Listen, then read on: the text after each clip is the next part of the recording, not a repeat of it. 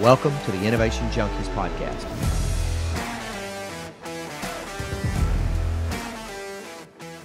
Hey guys, welcome to another episode of the Innovation Junkies podcast. I'm Jeff Standridge. This is Jeff Amrine. Glad to be back. Man, I'll tell you what, we have had 5 weeks of intense focus on everything having to do with selling, marketing, building client relationships, acquiring new customers, retaining customers. It's been really enjoyable. How about you? Yeah, I agree. I mean, businesses rise and fall with their ability to do sales and marketing well. So it's an important topic. Nothing happens until you sell something. Or until somebody sells something. Glenn Crockett, CEO of Dave Creek Media, and I always are using that adage. Nothing happens until somebody sells something. And oh, by the way, don't confuse sales with delivery or engineering. We'll sell it, and then we'll figure out if there are delivery constraints along the way. We'll figure out how to overcome those. Right.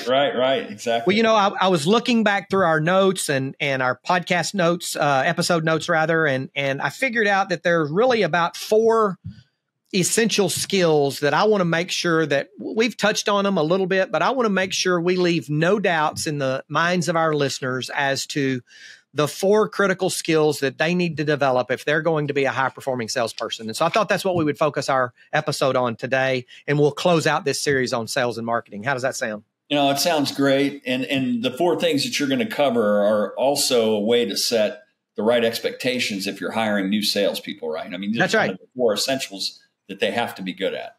That's right. Or they have to develop the skills at. That's exactly right. Exactly. And the first one is to really master a selling process, to know how to build this process. And Glenn and I like to use one that's predicated on the acronym SALE, S-A-L-E. We're simple people, like to make it easy for folks. But always keep in mind that credibility is at the core of this selling model. Credibility is at the core. And every interaction you have with a client is the opportunity to either build your credibility with them or erode your credibility. You never walk away with your credibility intact. It's either better or it's worse.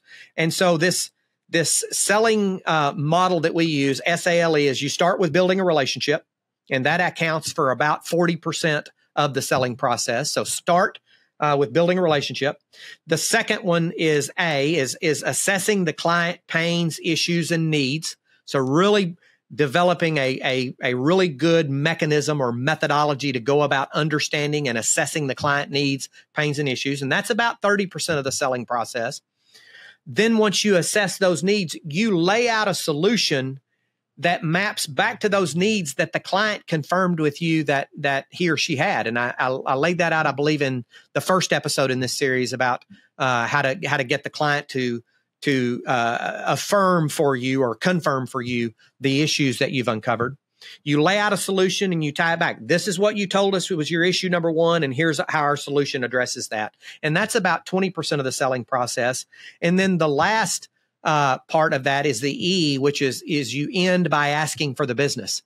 And if you've done the 90% right, the 40%, which is building the relationship, the 30%, which is adequately assessing the client needs, the 20%, which is laying out a solution and mapping it back to those client needs, then the remaining 10%, which is asking for the sale or end by asking for the sale or closing as the skill is called, it comes much more naturally. So understanding that process and implementing that process is the first skill that we want to talk about today. And having a framework like that is really important because you can't count on personal heroics. It needs to be an understood process.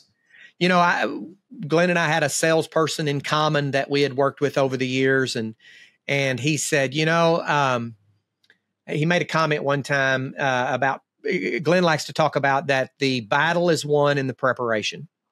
And so having a model like this is part of the preparation. And this person made a comment multiple times where he said, I don't usually prepare for a sales call because I'm a good dancer.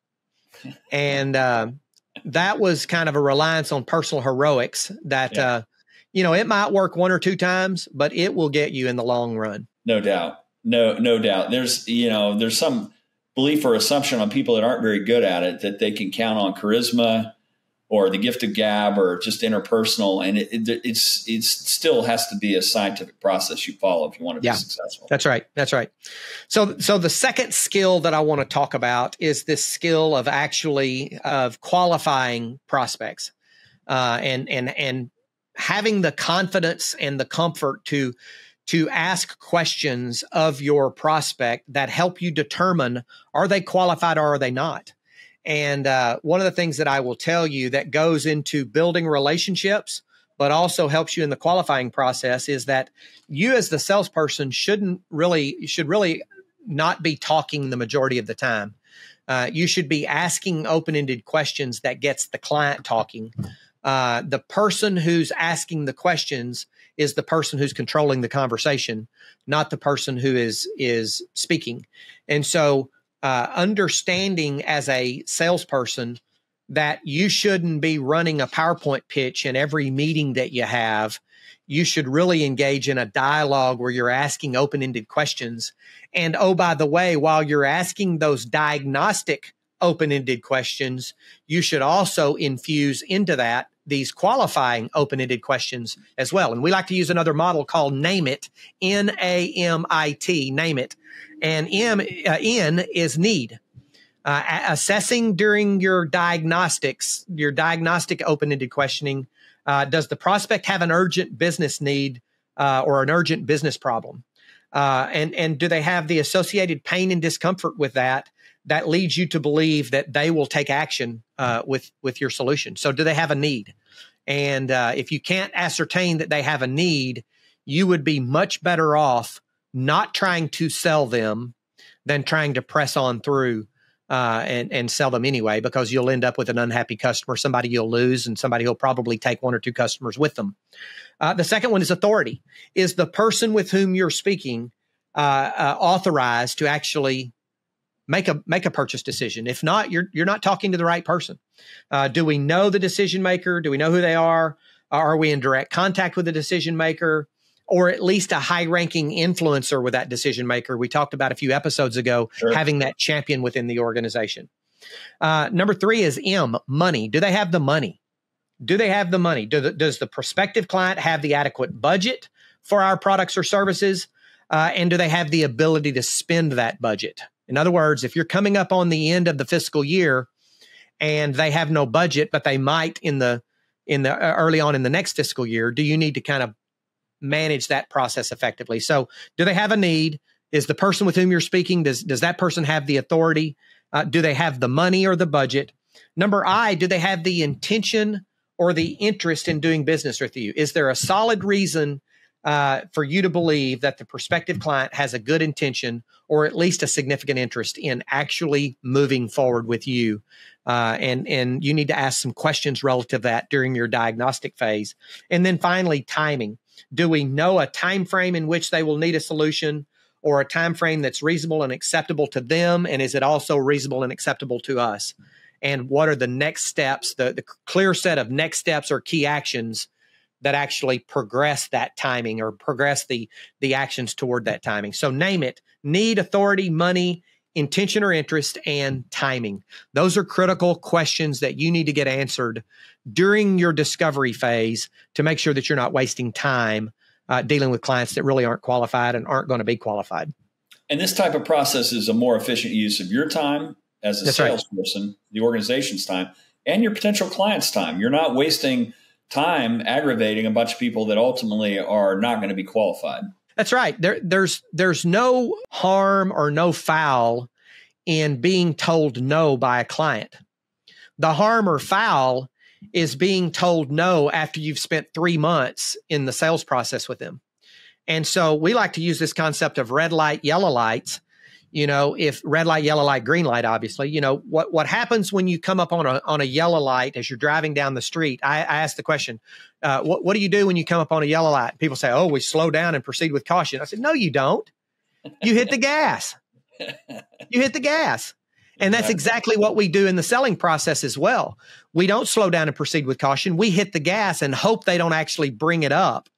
And that's the absolute wrong thing to do, because it's better to have a yellow light turn red in conversation number 2 than to have a yellow light turned red in conversation number 12. Yeah, getting to an early disqualification is a whole lot better than having a perpetual, maybe we're thinking about it, we're not sure, right? That's right. So when you encounter a yellow light, or you perceive that there might be a yellow light, if you see it, you hear it, or you sense it, then you actually just say it tactfully and say, hey, I'm sensing that there may be a real concern about moving forward because of X and Y. Did I get that wrong, or am I on target there? Do you think there's a way for us to overcome that? And if they tell you no, dust off your sandals and move on and say, well, I tell you what, it looks like the timing may not be right now. Unless you see otherwise, I'd say let's not waste your time or my time either. But I want you to know that at any point in time that you think that yellow light might turn green, then or that red light might turn back yellow again, then let's revisit. But right now, I'd rather leave here friends than to get down to the point where I've frustrated you and you frustrated me. And it's actually going to be a relief for that person that's on the buy side as well. That's because right. You sometimes they're going to be uncomfortable with straight up sayings, and particularly where you are in the country. They may not want to upset you, right? So they're not going to tell you absolutely no, or anything you can do to get to that qualification moment of truth is really important. I think that name it is a good framework for sure. Yeah. So we've done that. We've done sales process or sales model. We've done qualifying it using naming. Now let's talk about overcoming objections. Generally, I like to ask the folks that I'm working with when I'm doing coaching or training or what have you, what their objections that they commonly hear are. But here's what I think that people need to understand, salespeople need to understand, is that objections are actually buying signals. Because think about this. If someone comes to your house and tries to sell you a robo vacuum cleaner, and they've intruded on you and you don't really want to be there, are you going to raise any questions or any objections if you have no intentions of buying? No, you're not going to ask any questions.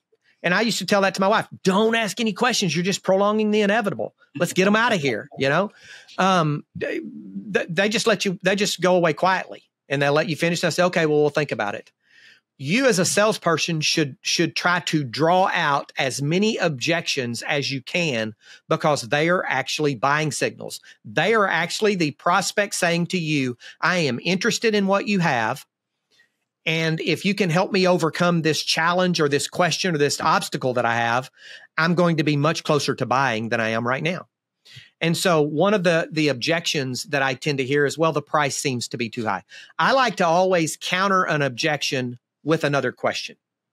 And so they say, well, the price is too high. And I say, well, do you mind if I ask you a question? What's too high? And on what basis are you making comparisons to the highness or lowness, if you will, of the price? And really trying to understand what is it that's causing them to say that the price is too high. Or they say, yeah, give me some time to think about it. And then I ask the question, well, do you mind if I ask what are the major things that you're thinking about? The key to overcoming objections is no guessing. Right. It's no guessing. If I don't know what they're thinking about, I can't address it. If they tell me what they're thinking about, I can go away. I might be able to address it right there in the room, or I might be able to send them a follow-up 48 hours later and say, hey, I know you said you were thinking about so-and-so. Let me just give you a little bit of additional information here regarding that. We're happy with our current vendor. I get that a lot. Well, you know what? We've already got a partner. My response to that is, you know what? I'll tell you what, good partners are hard to find. Good, trusted partners are hard to find. And I would never, ever, ever attempt to step in front, or step in between, rather, you and a good partner. But are you completely and 100% satisfied with what they're doing for you? And I just let the silence. If they say, yeah, they do a pretty good job, then I say, is there one area that you think that they could do better? And if they identify that area, then I usually come in with, you know what? I would never ask you to walk away from these things that they're doing really, really good. But if you'd let me have a chance to step in here and help you with this, I'd be eternally grateful. And I think that I could solve that problem for you right there. And you could continue working with them in that regard. And then we get our foot in the door, we land, and hopefully over time we expand. Those are generally some of the common objections. And so I think the real skill here that gets developed is no guessing.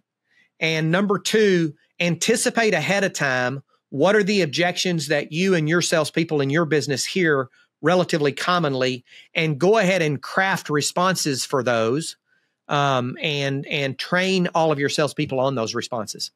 It becomes a collective database of the typical objections you get. That's exactly right. In the category on performance or on cost or on budget or whatever. Right. But over time, as you develop that, you can immediately come back with, here's typically how we overcome that particular issue, et cetera. Yep. And this is another thing that oftentimes gets overlooked, and people will get an objection or two, or they won't know what the objections are and they'll just give up. That's right. They'll exit it at that point and never get to the next thing we're going to talk about. That's right. It's closing the sale. Salespeople tend to worry the most about overcoming objections and closing the sale. They feel like they're going to be put on a spot and they won't know what to do when they're in that scenario. And my response is slow down and back up and change the psychology of selling, because an objection is actually a buying signal. So treat it as such.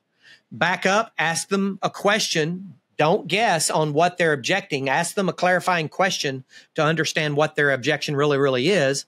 And then either try to answer it there in the room or tell them you'll get back with them on it. And then how do you know when to transition to closing the sale? Well, if we go back to that model, SALE, start with building a relationship, assess the client needs, lay out a solution that meets those needs. And then E is end by asking for the business. Well, if you've done all those other things very, very well, then the fourth step of asking for the business comes very, very naturally. And it's only about 10% of the selling process. And so I like to use a number of closing techniques. I don't like the word technique, but it kind of is a technique. And the first one is what's called the presumptive close or the assumptive close. You can use either word, but always assume that you're going to walk out of there with a deal from the point you go in until the time that you learn whether you did or not. And the assumptive close is okay, do you have any other questions? So you've laid out the solution. Do you have any other questions? Anything that we need to address? Okay, well then the next step is for you to sign this agreement, or this is how we get started. This is the next step in the process. How does next Tuesday at 2:00 look for a kickoff meeting? How soon would you want to get started? Who should I send the agreement to for a signature? I mean, that question that assumes that they're going to take the next step is the assumptive close, so to speak. The preference close. This one is one where you've bought a vehicle before and they say, do you want leather or cloth? Do you want red or you want tan or black interior? Well, the preference close is, and I like to do this a lot of times if I think that there's some question on whether the client's going to move forward. When I lay out a solution, I will lay out a basic solution, option 1, and I will lay out a more advanced and costly solution, option 2. And then I will, when it gets to the point where I say, are there any further questions? I'll ask and they say, nope, no other questions. I say, well, would you like to move forward with option 1 or option 2? Or maybe if you just had one solution that you laid out, then you ask the question, would you like to move forward with a 1-year agreement or go ahead and lock in a 24-month agreement? And so you give them the opportunity to make a preferential choice. That's the second one. The last one that I'll cover here is the if I will you close. And, many times I have clients that will throw up an objection and I can counter it with a bit of a closing. They'll say, well, if we're going to do this, we got to get started next week. And my response to them is, well, if I can get started next week, does that mean you're ready to go ahead and sign the agreement today? Because to launch next week, I've got to line up my bench of resources and I need to have confirmation today or no later than noon tomorrow that we're going to be moving forward. And so that's and sometimes they may come to you, they'll throw an objection. Well, if you can help me a little bit on price, I'll be able to move forward. Okay, how much do I need to help you on price? Well, I feel like we deserve a 10% discount. Well, if I can get you a 10% discount today, does that mean you're ready to move forward? And you try to lock them in based upon that. But the point here is that if you've built the relationship, identified the needs, and laid out a solution that specifically meets those needs, closing the sale is a much more natural process to occur. It's logical. It's a logical conclusion to a methodical process you've gone through. And there typically won't be a lot of surprises. You'll have a pretty good idea at the end of which way it's going to go. And the very last tip that I will leave, we'll call this one a freebie at the end of the series, is when the prospect says yes, stop talking. Yep. I have seen people talk themselves out of a sale because they were not comfortable in nervous silence, and they kept talking and talked themselves right out of a sale.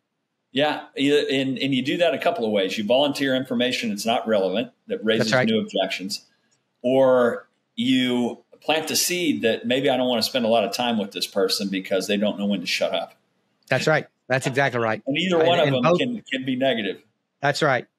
So this has been a good series, 5 or 6 episodes. I think this is 6th episode now on everything sales, marketing, client acquisition, client retention.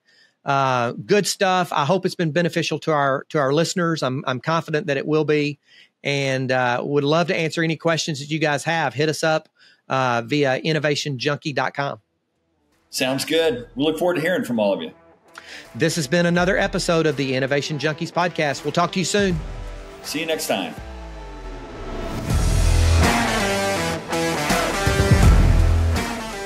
Feedback from listeners like you helps us create outstanding content.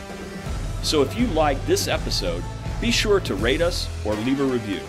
Also, don't forget to subscribe to get the latest growth and innovation strategies. Thanks for tuning in to the Innovation Junkies podcast.